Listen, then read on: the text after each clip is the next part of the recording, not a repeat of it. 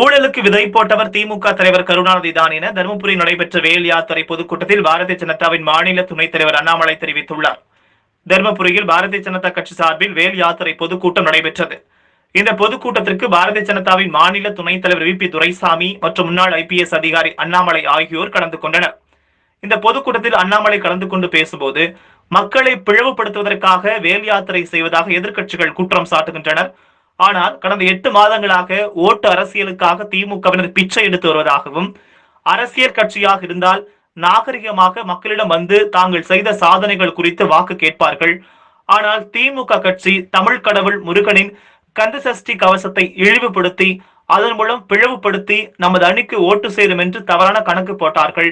ஆனால் அதனை பொதுமக்கள் வீட்டில் வேல் வைத்து பூஜை செய்து முறியடித்து விட்டார்கள் என்றார். பாரதிய ஜனதா கட்சி வேல் யாத்திரை துவங்கிய பின்னர் அனைத்து கட்சியினரும் பயத்தில் இருப்பதாக தெரிவித்தார்.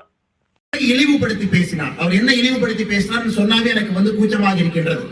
தொடர்ச்சியாக ஒரு கம்யூனிட்டியோட வாக்கு வங்கி எங்களுக்கு வேணும், அதற்காக இன்னொரு மதத்தை நாங்கள் இழிவுபடுத்தி பேசுவோம், அதன் மூலமாகத்தான் நாங்கள் அரசியல் பிச்சை எடுக்கின்றோம் என்று திராவிட முன்னேற்ற கழகம் சவால் விடும் போது பாஜகவுக்கு வேறு வழி கிடையாது, வழி இல்லை. முறையாக நாங்கள் அனுமதி கேட்டுவிட்டு வேல் யாத்திரை துவக்கினோம். பட் நம்ம வேல் யாத்திரை துவக்கினதுக்கு அப்புறம் எல்லா கட்சிக்காரங்களுக்கும் பிஜேபி மேல பயம். காரணம் என்னவென்றால், இளம் சிங்கங்கள் 40 வயசுக்கு கீழே ஒரு தன்மானமுள்ள தமிழன் ஒரு அரசியல் கட்சியில் சேர வேண்டும் என்றால் அவர்கள் அனைவருமே பிஜேபி கட்சியில் மட்டும்தான் சேருகின்றார்கள். பாரத பிரதமர் நரேந்திர மோடி அவர்களை பற்றி சொல்ல வேண்டும் என்றால் உங்களுக்கு தெரியும், அவர்கள் வந்த பின்புதான் ஏழை என்கின்ற மனிதன் தலை நிமிர்ந்து நிற்கின்றான். காங்கிரஸ் கட்சியும் திமுக கட்சியும் ஏழை என்பவனை ஏழையாக மட்டும் வைத்திருந்தது. ஏழையா இருந்தா தான் நம்ம ஏமாத்தி அரசியல் பிச்சை நடத்த முடியும் என்று திமுக நடித்திருக்கக்கூடிய காலகட்டத்திலே மோடி அவர்கள் வந்த பின்பு உங்களுக்கு என்னென்ன திட்டம் கொடுக்கிறான்னு பாருங்க. எந்த வீட்டுல LPG கனெக்ஷன் இல்லாம விறகடுப்பை வச்சு நம்ம ஏழை பெண்கள் சமைக்கும் போது உங்களுக்காக 32 லட்சம் தமிழ் பெண்களுக்கு இலவசமாக LPG கனெக்ஷனை கொடுத்தது நம்முடைய மோடி அரசு.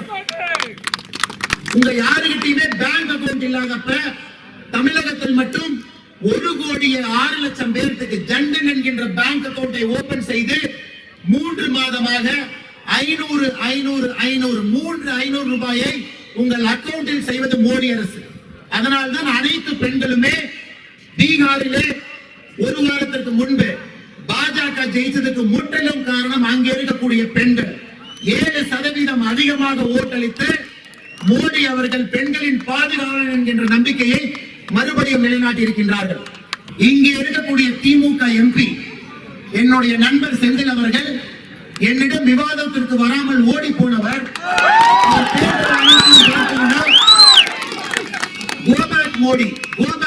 மோடி திரும்ப போன திமுக அவர்கள் சுவர் விளம்பரம் செய்கின்றார்கள்.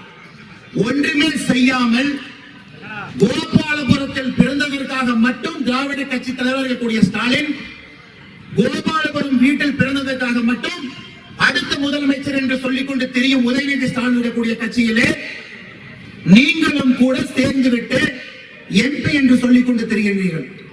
உண்மையாலுமே ட்விட்டர்ல பேஸ்புக்ல மட்டும்தான் நீ புலியா?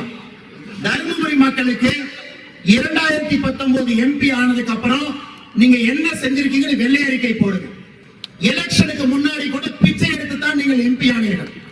நீங்கள் அனைவருமே உங்களுடைய தாலி உங்களுடைய நகையை கொண்டு போய் பேங்க்ல அடமான வைங்க, நாங்க வந்ததுக்கு அப்புறம் கடன் தள்ளுபடி பண்ணுவேன்னு சொல்லிருக்கோம். வெட்கமாக இருக்க வேண்டும். ஒரு மாவட்டத்திலுமே திமுக MP உள்ள வரவிடாம மக்கள் தடுத்துக்கிட்டு இருக்காங்க. போய் சொல்லி ஓட்டு வாங்கினீங்க. அமெரிக்கா மட்டுமல்ல, உலகத்தில் இருக்கக்கூடிய அனைத்து அரசியல் தலைவர்களும் ஊழல் கட்சி, ஊழலுக்கு விதை போட்டவர் யார் என்று பார்த்தால் நம்முடைய சாட்சாத் கலைஞர் மு. கருணாநிதி அவர்கள். அப்படிப்பட்ட கட்சியிலே ஒரு உறுப்பினராக இருந்து கொண்டு மறுபடியும் 2021 நாங்கள் தான் ஆட்சி அமைப்போம் என்று நீங்கள் சொல்வது நிச்சயமாக நடக்காது.